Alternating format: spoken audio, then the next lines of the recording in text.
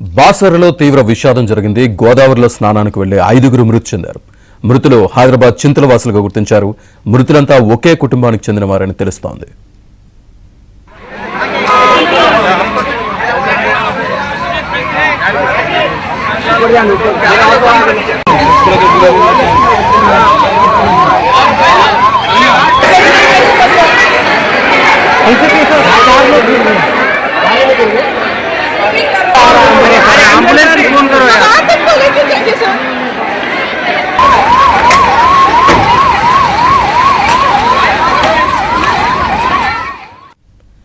బాసరలో తీవ్ర విషాదం జరిగింది.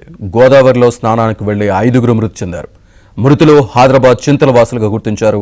మృతులంతా ఒకే కుటుంబానికి చెందిన వారని తెలుస్తోంది.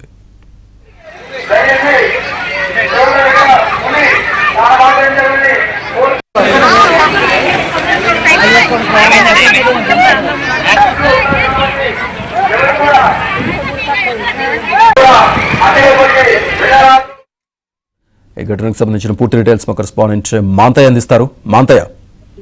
శ్రీనివాస్, హైదరాబాద్ చింతల బజార్ ఏరియాకు చెందిన 3 కుటుంబాలు 18 మంది ఈ రోజు బాసర అమ్మవారి దర్శనానికి వచ్చాయి. అమ్మవారి దర్శనానికి ముందు గోదావరిలో పుణ్యస్నానాలు చేసేందుకు దిగారు.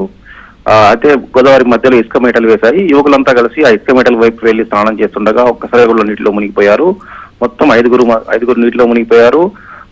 అందరు కూడా చనిపోవడం జరిగింది. వారందరి మృతదేహాలను కొద్దిసేపటి క్రితం పోలీసులు బయటికి వెలికి తీశారు. అయితే ఆ గోదావరి లోతుపై వీరికి అవగాహన లేకపోవడం, నీటి లోతు అధికంగా ఉండడంతో మునిగినట్టు స్థానికులు చెబుతున్నారు. గజగీతరాలు అక్కడ చేరుకున్న లోపే యువకులందరూ కూడా మృతి చెందారు. ఆ ప్రస్తుతం మృతదేహాలను పోస్ట్ మార్టం నిమిత్తం బైన్సా ప్రభుత్వ ఏరియా ఆసుపత్రికి తరలించారు. 5గురు చనిపోవడం అందరూ కూడా 20 ఏళ్ల లోపు వారే. వారంతా కూడా రాకేష్, వినోద్, మదన్, భరత్ గుర్తించారు. వీరందరూ కూడా 17, 18, 19 ఏళ్ల లోపు వారే. ఒక్కసారిగా కూడా 5గురు మరణించడంతో కుటుంబ సభ్యులు రోదనలో మిన్నంటాయి. ప్రస్తుతం పోలీసులు దర్యాప్తు చేస్తా ఉన్నారు. బాసరలో తరచూ ఇట్లాంటి ఘటనలు చోటు చేసుకుంటున్నాయి. ముఖ్యంగా సరైన రక్షణ వ్యవస్థ లేకపోవడం, పూర్తి స్థాయిలో కూడా అయితే దీనికి సంబంధించిన ప్రమాదాలు జరిగే ప్రాంతంపై కూడా హెచ్చరికల బోర్డులు లేకపోవడం కూడా దీనికి కారణం అని చెప్తా ఉన్నారు. మొత్తం మీద కూడా ఈ ఘటన తీవ్ర విషాదాన్ని నింపింది. శ్రీనివాస్, పోలీసులు కేసు నమోదు చేసుకుని దర్యాప్తు జరుపుతా ఉన్నారు. ఓకే మంతయ్య.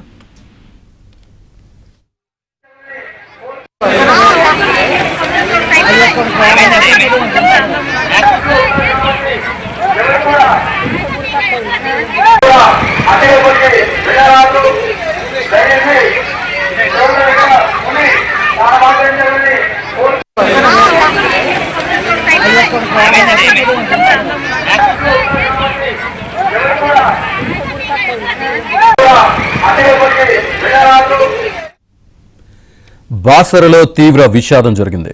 గోదావరిలో స్నానానికి వెళ్లి 5గురు మృతి చెందారు. మృతులు హైదరాబాద్ చింతల వాసులుగా గుర్తించారు. మృతులంతా ఒకే కుటుంబానికి చెందిన వారని తెలుస్తోంది.